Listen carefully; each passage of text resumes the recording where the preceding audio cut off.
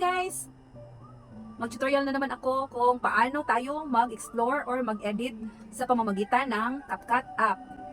So ito ay isa sa mga basic o mga simple na editing app na ating gagawin at bigyan natin ng tutorial.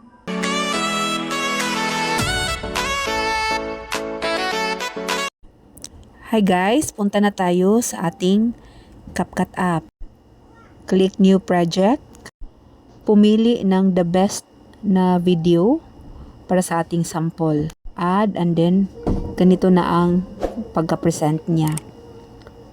Explore lang natin ang ating CapCut app.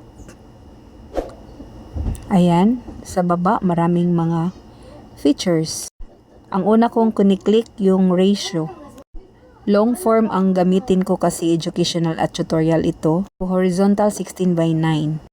After kong pumili ng ratio, nagpunta na ako sa effects at ang napili ko ay star. Marami naman dyan na mga effects.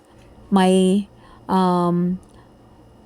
star at saka may iba pa dyan mga features about effects. At sa akin, ito lang ang pinili kong sample. So para hindi matabunan ang view ng nature. Ang ganda ng view, ang clear. Ayan. Basta tayo ay marunong sa editing, so mas lalong mai-engage natin ang mga viewers. At this time, naggawa na ako ng title at pumunta ako sa text. Pumili ako ng font at the best title na gusto ko dahil nature ito. So, ang i-type ko ay The Beauty of Nature. Ayan. Maraming font, maraming style. It's up to you kung ano ang pipiliin nyo sa baba. Ayan ang sa akin. May pagka italic at saka pumili ako ng red na combination. Red and white combination. Para presentable at clear. So, ayan. It depends kung saan nyo pwede stop ang title. At saka, make it sure na hindi tagilid ang pagplastada ng title. Pwede sa middle, pwede sa upper, pwede sa lower portion ng video. At after, gusto natin na lagyan ng animation. So, dito na tayo sa animation. Click natin the right, lower right.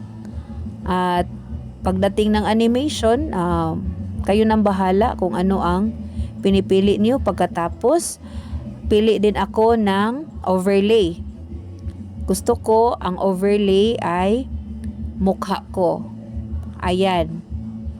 Lagay ko dyan sa gilid para hindi matabunan ang aking video na nature. Mabuti na may picture tayo para at least makilala naman tayo na sa atin ang video. Kasi yung unoriginal content, mahirap yan. Especially na tayo ay nag-i-aim ng earning soon or monetization tools dito sa YouTube. So better na gawin natin ito. Lagyan ng mukha. At kung pagkatapos mo na okay na, maglagay na din tayo ng overlay. Again, overlay. Sa gallery, kukuha kayo ng subscribe button, green screen. Kung mayroon na kayo, dapat nakasave talaga dyan yung green screen. Importante ito.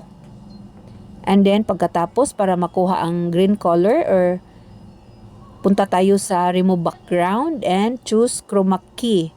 Chroma key. So, ayan. Paliitin natin. Ilagay natin sa baba. At ito ay magsisimbolize na tayo ay magpa-subscribe ng ating mga viewers kung nagustuhan nila ang ating mga video.